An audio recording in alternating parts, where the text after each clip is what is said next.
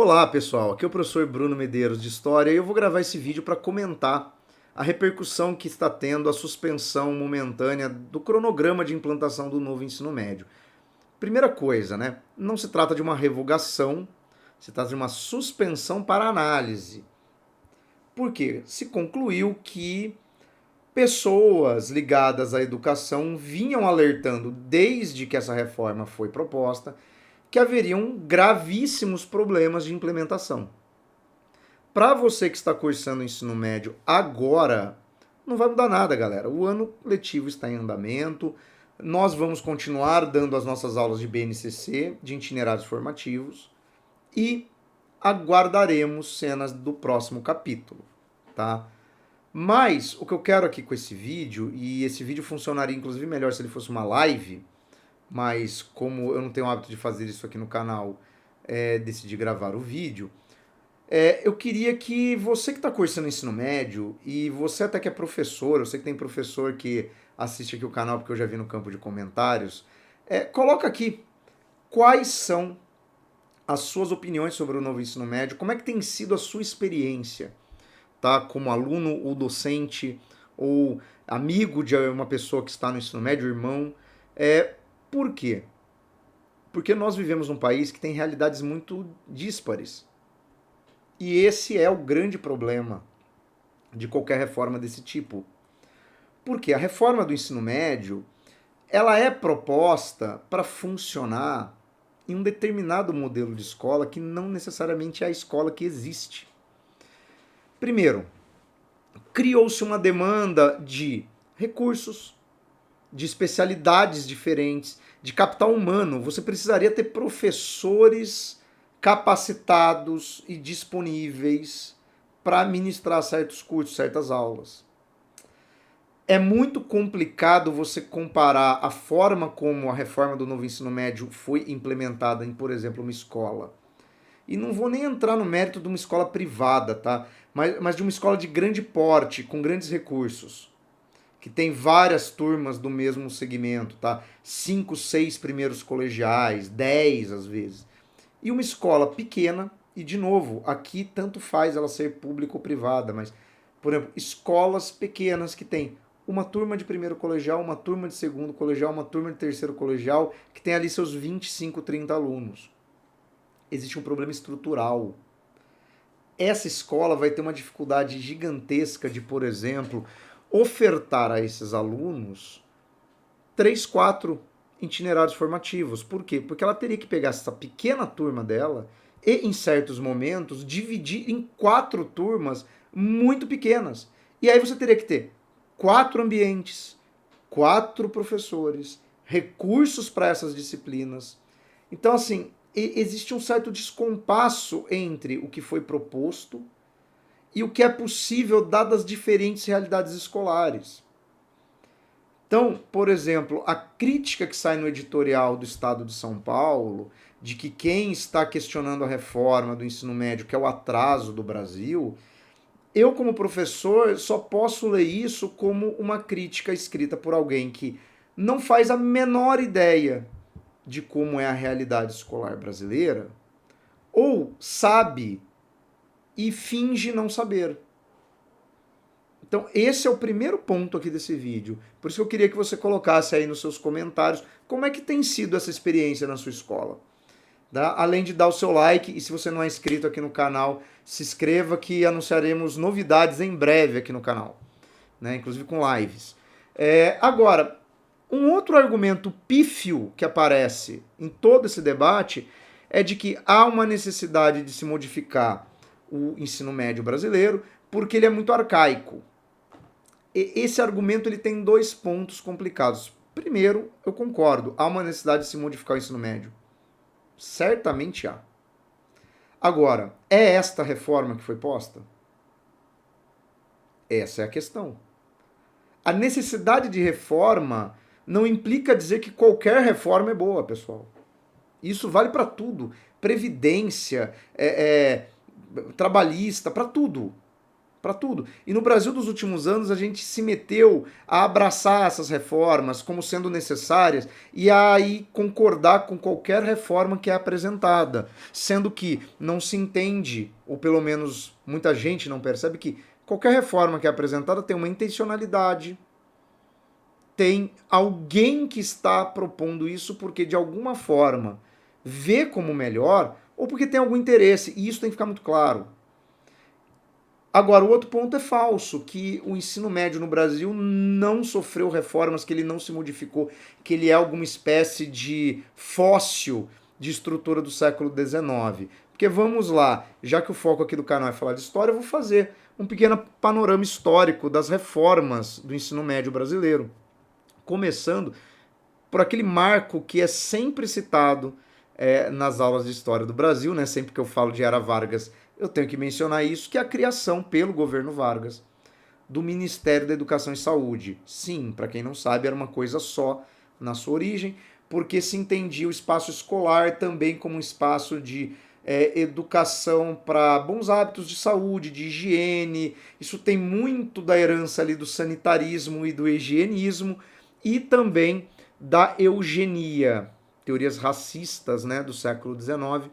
E é por conta dessa ideia da escola ser vista como um lugar de educação dos hábitos que a gente, por exemplo, tem aula de educação física na escola, né? Porque é a ideia de cuidar do corpo e da mente.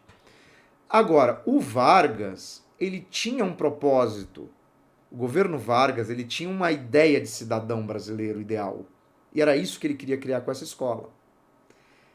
Então, primeiro ponto, a escolaridade no Brasil da década de 30 não era garantida a todos os brasileiros até completar o que hoje seria o ensino médio, tá? Que é o secundário. Então, pessoal, por isso que quando você conversa com pessoas que têm ali seus 80 anos, 90 anos, você vai ver que muitas dessas pessoas têm uma escolaridade que nós consideraríamos incompleta. Estudaram ali até a quarta série, né? Vamos pegar equivalências mais modernas. Terminaram o que seria o Fundamental 1, tá? Ou o Fundamental 2, mas não fizeram o que a gente chama de ensino médio, muito menos a universidade. Então, assim, havia uma necessidade de escolarizar o brasileiro, mas naquele momento haviam demandas no mercado de trabalho que eram muito menores em termos de escolaridade. Então, tem que fazer esse pequeno apontamento. Então, assim, o ensino secundário, que é como eles chamavam, tinha que ser acessado por meio de exame de admissão. Então, pessoal, você que está aí traumatizado, preocupado, ou já passou pela experiência do vestibular, pense que antes você tinha que fazer isso para entrar no ensino médio. E aí, o Gustavo Capanema, ministro da Educação, fez a reforma Capanema, né, em 42, Estado Novo, introduzindo o quê? O ensino secundário seria dividido em 2 campos. O clássico, tá, que seria um ensino secundário voltado para as humanidades e línguas. Então, se você optasse pelo clássico, você teria na sua grade escolar disciplinas como latim, grego, literatura, filosofia, sociologia, história, geografia, matemática, biologia, as exatas, de forma muito enxuta. Agora, você tinha o científico, que era o espelho disso. O científico era voltado para as exatas, então você tinha uma carga grande de matemática, química, física, biologia. Tá? Você não tinha grego, latim, literatura, filosofia, sociologia. Qual era o objetivo dessa modalidade de escolarização? Os alunos que ingressavam no ensino científico, posteriormente, prestariam os exames de admissão, os vestibulares, para carreiras, por exemplo, como medicina e engenharias. Os alunos do clássico se encaminhariam, por exemplo, para o direito, para a filosofia, para a história. Então, o ensino secundário era visto como um degrau que antecederia o ensino universitário. Paralelo ao clássico e o científico, havia a escola normal. O que era a escola normal? Era uma escola fundamentalmente para meninas, que cursariam a escola normal como equivalente ao secundário, e dali elas já sairiam com um diploma que lhes permitia ser professoras das turmas iniciais da escolarização. Porque também o governo Vargas, ao criar o Ministério da Educação e tentar expandir a rede de ensino no Brasil, ele tinha uma pressa muito grande de formar professores para a educação básica. Então, assim, você saía do equivalente ao colegial e já podia dar aula numa primeira, segunda série. Era essa a ideia. Óbvio que tem um sexismo nesse modelo? Tem. Escola normal é para as meninas, o científico era visto como escola de homem. Porque afinal, matemática, física, né, essas coisas tidas como complicadas também são tidas como coisas masculinas. O clássico, né, era meio permeado tanto por homens como por mulheres, embora, né, você depois fosse observar na universidade uma predileção dos homens, né, pelo direito, enquanto que outras carreiras das humanidades acabavam realmente tendo um perfil mais feminino, mas isso é o sexismo típico de uma sociedade ali dos anos 40, né. Meus pais fizeram o ensino secundário dentro dessas modalidades de clássico e científico, tá? Então, se você conversar aí com uma pessoa que tem por volta dos seus 60, 70 anos e que fez o equivalente ao ensino médio, ela vai ter feito alguma dessas modalidades. Bom, o modelo do Capanema existiu até 71. Embora na década de 60 já tivesse uma série de críticas feitas pela União Nacional dos Estudantes, né? Ali nas reformas de base anunciadas pelo João Goulart, tem elementos de uma reforma educacional, principalmente para expandir o acesso das pessoas, tanto à universidade como ao ensino médio. Tá? Em 71 só é feita uma reforma, mas aí já dentro do contexto do regime militar. O que é feito? Eles abolem o científico e o clássico. O ensino médio passa a ser uma coisa só. Ele vira um núcleo comum de disciplinas. Então, vamos lá. Nesse sentido é muito parecido com o que a gente tinha, sim. Mas aí a gente tem que questionar o seguinte, qual é o propósito disso? Em 71, o governo militar estava muito preocupado com aquela ideia do crescimento do Brasil, milagre econômico, industrialização, urbanização. E aí o foco do colegial, do ensino médio, do secundário, chame como quiser, seria o quê? Um núcleo comum de disciplinas e uma formação profissionalizante. Então você faria o equivalente ao ensino médio e sairia da escola com um diploma de alguma profissão que era a demanda do mercado, da indústria. Só que aqui um pequeno parênteses. Essa obrigatoriedade do curso profissionalizante só existia para as escolas públicas. As escolas privadas não tinham a sua grade de curso profissionalizante. E aí temos uma primeira mudança significativa. O aluno da escola pública passa a ser visto como alguém que deve ser encaminhado imediatamente ao mercado de trabalho. O aluno da escola privada é o cara que vai chegar nas universidades. Lembra aquela conversa que umas pessoas mais antigas têm de que no meu tempo a escola pública que era muito boa, não era a escola privada, inverteu-se, virou uma bagunça, porque agora qualquer um entra. Bom, primeiro, a escola pública da sua época, ela era, entre aspas, boa, porque era o modelo do Capanema. Era um modelo para poucos e com o objetivo de ser um degrau para você chegar à universidade. Os filhos das classes trabalhadoras, das classes populares, não faziam, via de regra, o secundário. Por quê? Porque em grande parte do Brasil não havia nem escola disso. Também a gente não pode confundir, por exemplo, a realidade de quem estudava, vivia em grandes centros urbanos. Eu sou nascido no Rio de Janeiro, meus pais fizeram escola no modelo Capanema na cidade do Rio de Janeiro. Em cidades pequenas, sequer havia uma escola de ensino secundário. Para você estudar, você teria que ir a outra cidade, o que já inviabilizava isso para boa parte da população. Então, a escola era boa porque ela era excludente. A escola de 71 do regime militar não dá para enquadrar ela nesse característica de boa ou ruim. ela passa a ter propósitos diferentes. Então o governo militar, de uma certa forma, provocou o boom da escola privada para a classe média. Eu, nascido no Rio de Janeiro em 79, ou seja, eu já nasci pós-reforma do governo militar, estudei a minha infância em escola privada. Meus primos estudaram a vida inteira em escola privada. Por quê? Porque era já entendido como o caminho para quem vinha de determinados estratos da classe média, que viam a universidade como o caminho natural a se seguir. Isso também tem muito a ver com a sua experiência pessoal e familiar, de se seus pais, seus avós frequentaram a universidade. Então isso em grandes centros urbanos para a classe média era um contexto. Essa reforma dos militares também fez outra modificação. Não só excluiu o clássico e o científico, mas basicamente jogou fora da grade de ensino boa parte dos currículos do ensino clássico. Latim, grego, a multiplicidade de línguas estrangeiras desapareceu. Filosofia e sociologia também. Em seu lugar, você vai ter uma grade muito mais voltada para as exatas e humanas ali, uma carga bem baixa. Ciências, muitas vezes ciências sociais, né? Se juntava história e geografia numa disciplina só.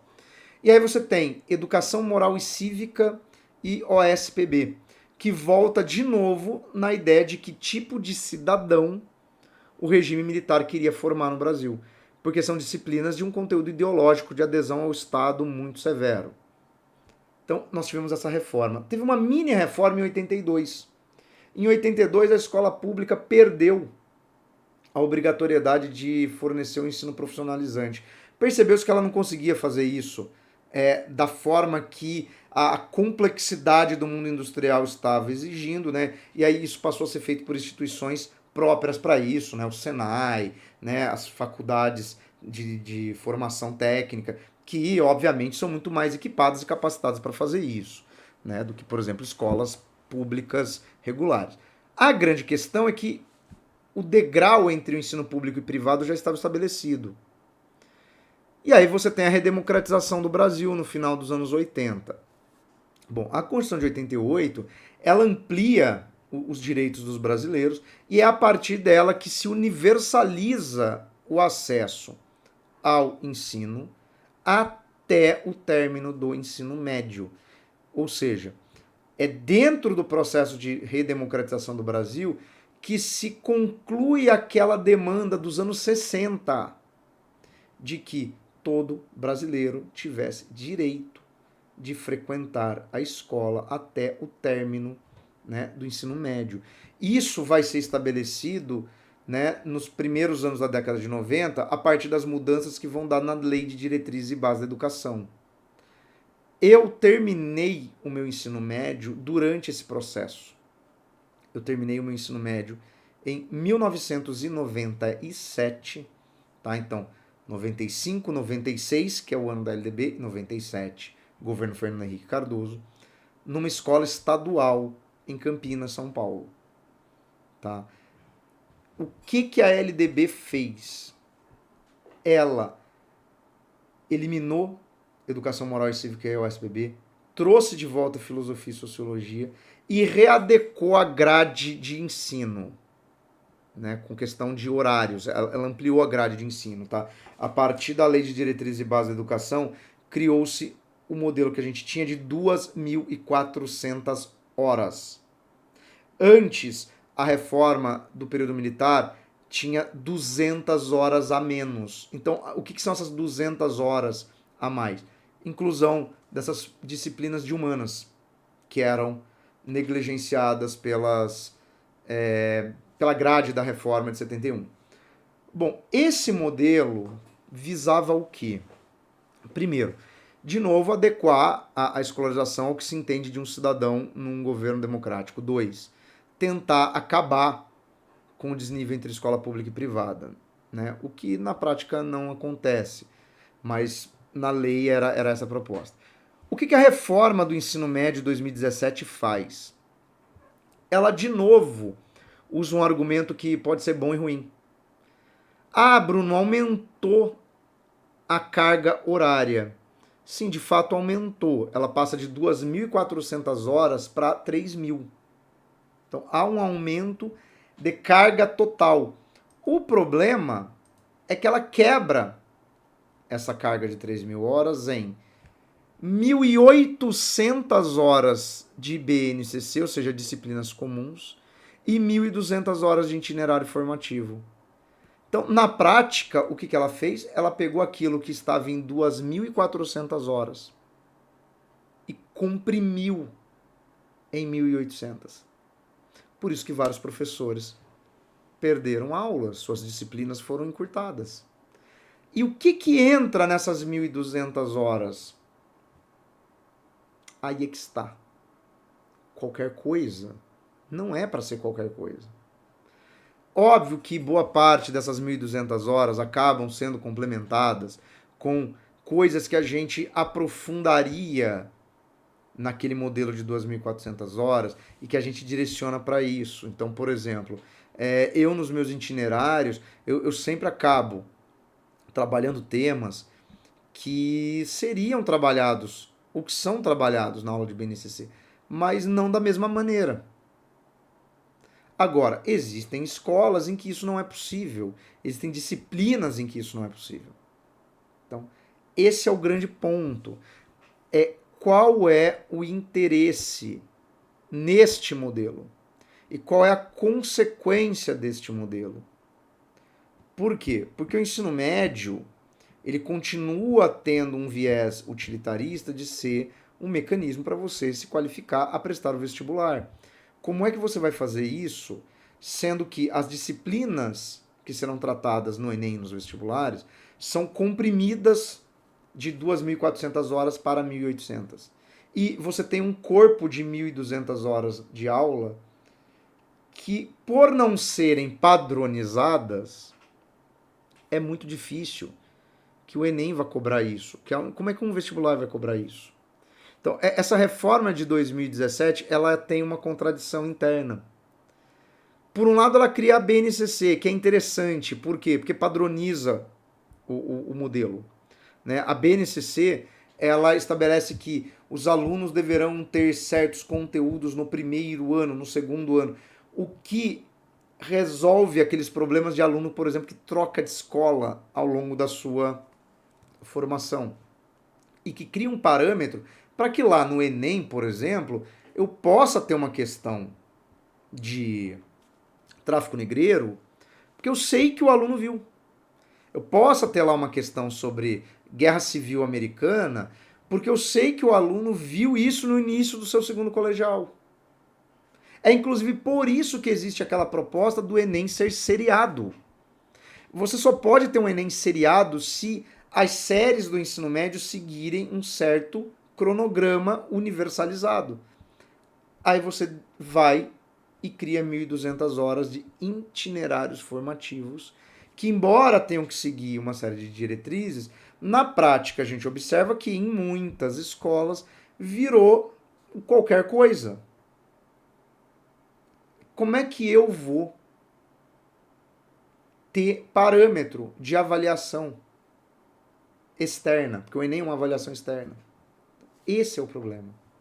Não é que a gente não quer que a escola tenha aulas. Putz, seria muito legal. Sinceramente, seria muito legal se toda aula de física, química tivesse uma aula de prática, de laboratório, de vamos fazer foguete com como é que é, Mentos e Coca-Cola, né? Vamos fazer aula de robótica, de computação. Cara, seria genial.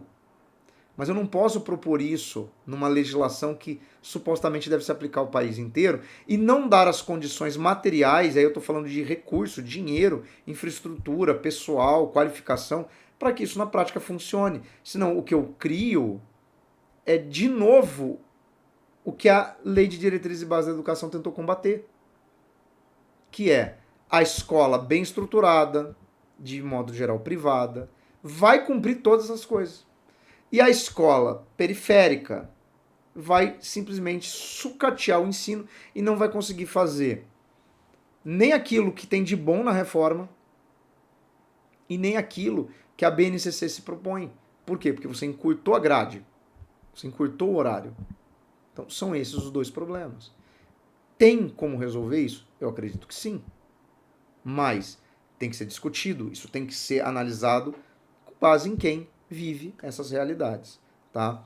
Então, pessoal, houve um longuíssimo processo de transformação no ensino médio para chegar até onde a gente está, tá? Então, de novo, coloca aqui seu comentário, o que, que você acha sobre isso, né? Qual a sua dúvida, qual a sua crítica, ou seu elogio, tem coisas muito boas também. O que, que tem sido feito na escola que você frequenta, tá?